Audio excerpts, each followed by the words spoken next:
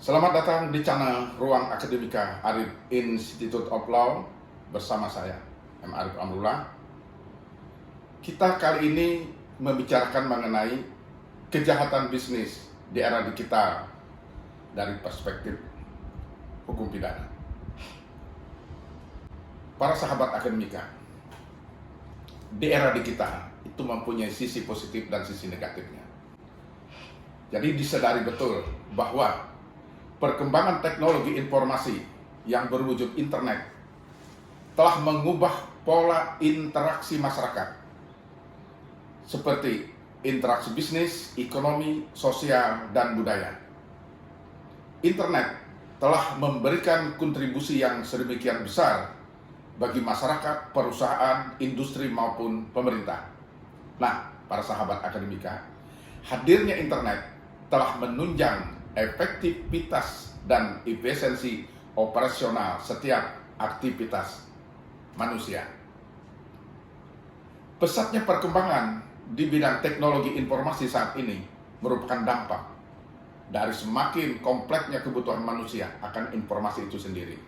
Nah, dekatnya hubungan antara informasi dan teknologi, jaringan komunikasi telah menghasilkan dunia maya yang amat luas, yang biasa disebut dengan teknologi cyberspace. Nah, teknologi ini, para sahabat akademika, berisikan kumpulan informasi yang dapat diakses oleh setiap orang, termasuk kita, ya, dalam bentuk jaringan-jaringan komputer yang disebut dengan jaringan internet.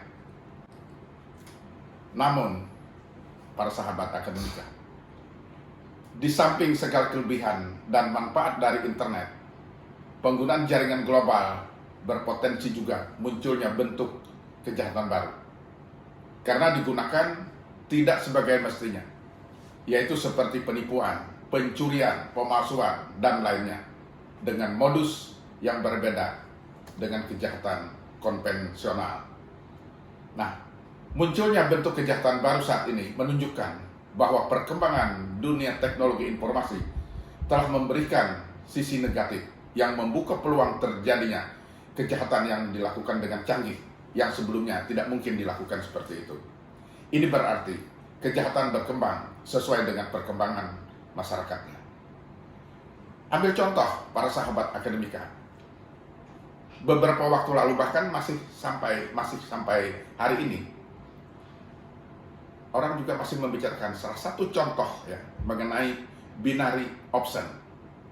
Nah, jadi salah satu kejahatan yang tengah dibicarakan di berbagai media sosial, inilah kita beri contoh satu saja, binary option. Apa itu binary option? Sudah banyak dibahas. Ya, saya tidak membahas mengenai itu, tapi ini mengenai hal ini sudah dijelaskan oleh para ahli ya. Namun di sini saya mengutip dari berbagai sumber sebagai pengantar guna telah singkat dari sisi hukum pidana. Di antaranya, saya mengutip dari Tempo.co edisi 4 Februari 2022 yang mengubahkan modus marketing yang digunakan perusahaan binary option itu apa? Satu, itu menggunakan berbagai iklan ternyata ya, yang menawarkan keuntungan secara instan pada berbagai media sosial. Nah, iklan itu satu media yang baik para sahabat akademika, karena dengan iklan ini akan memberikan informasi yang baik ya antara produk yang ditawarkan dengan masyarakat. Tetapi dengan iklan ini juga bisa disalahgunakan ya, disalahgunakan untuk memberikan informasi yang tidak benar. Nah, ini berarti sudah menyalahi filosofi dari periklanan itu sendiri. Yang tadinya mau memberikan informasi yang benar, tetapi ini malah disalahgunakan. Ya. Nah, jadi memberikan informasi yang tidak benar itu inilah yang disebut dengan FM crime, jadi fraudulent misrepresentation. Memberikan informasi yang tidak benar berarti ini juga berkaitan dengan apa yang disebut dengan istilah window dressing. Jadi window dressing itu seolah-olah itu bagus, padahal sebenarnya tidak bagus. Jika orang mengetahui itu tidak bagus, tentu orang tidak akan membelinya. atau orang tidak akan memakainya. Nah, tapi dikesankan itu bagus. Nah, terkait dengan binary option ini dikesankan akan untung, ya, akan mendapat peluang yang baik, ya. Tapi, nah itu informasi-informasi yang diberikan. Nah, promosi yang dilakukan seolah banyak anggota yang sudah untung dalam waktu singkat, sehingga mempengaruhi orang baru untuk bergabung. Nah, jadi ini makanya ini melalui iklan para sahabat akademika yang sangat efektif untuk mempengaruhi masyarakat. Jadi,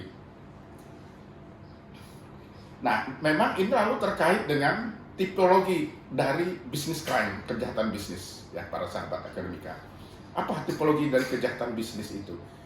Itu memang jadi bisnis crime itu merujuk pada apa yang disebut dengan istilah yang disampaikan oleh Profesor Edwin Sutherland, itu apa yang disebut dengan white collar crime. Nah, jadi dengan white collar crime ini itu juga mencakup istilahnya fraud, culas, curang, ya. Lalu juga selalu berisikan adanya penipuan. Nah, penipuan itu kan ya tadi yang saya katakan, memberikan informasi yang tidak benar itu. Nah, jadi ini yang istilahnya tipologi dari kejahatan bisnis itu. Jadi berbisnis itu bagus, tetapi kalau itu bisnis curang, nah itu para sahabat akademika yang artinya tentunya tidak patut untuk dilakukan. Ya, jadi banyak aspek sebenarnya lalu dengan adanya perbuatan seperti itu, ya, memberikan informasi-informasi yang tidak benar, jadi ada memberikan tadi informasi yang bersifat curang, culas dan sebagainya. Nah, sebagai tipologi dari sebuah kejahatan bisnis, ya. Yang jelas di situ apabila sudah ada niat mens rea, nah makanya di sini ya tidak bisa mengelak lagi.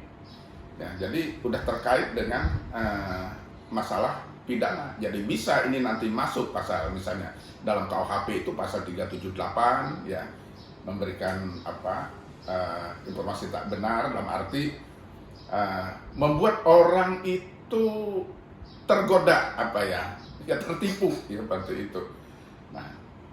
Nah intinya seperti itu. Nah ini juga kalau di bawah uang yang banyak itu misalnya dibelikan real estate dan sebagainya itu, nah numpuk kekayaan, beli mobil mewah dan sebagainya. Nah ini sudah juga bisa masuk dalam ranah undang-undang tentang tindak pidana pencucian uang, ya, sebagaimana diatur di dalam Undang-Undang Nomor 8 Tahun 2010.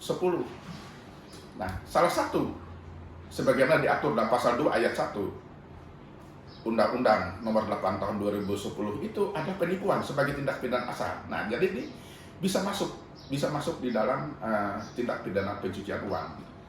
Nah, jadi demikian para sahabat akademika, dengan kemajuan di era digital ini orang bisa berbuat apa saja. Nah, cuman bagi kita yang belum tahu tentang seluk-beluk berbisnis di era digital seperti ini, lalu kita jangan coba-coba. Ada tawaran ikut, ya. Nah, memang tawaran itu menggiurkan, ya. Seolah-olah kaya bisa secara instan, padahal orang kaya itu kan harus kerja keras, ya. Nah, lalu ini kita hati-hati. Jadi saya berpesan juga kepada para sahabat akademika, hati-hati. Jika ada tawaran atau produk-produk baru yang menjanjikan angin surga, nah hati-hati. Sebelum kita mengetahui, jangan coba-coba kita membelinya, ya. Saya kira itu para sahabat akademika yang dapat saya sampaikan untuk mengingatkan bagi kita semua dengan perkembangan kejahatan baru di era digital ini. Sampai di sini dulu pertemuan kita. Salam akademika. Terima kasih.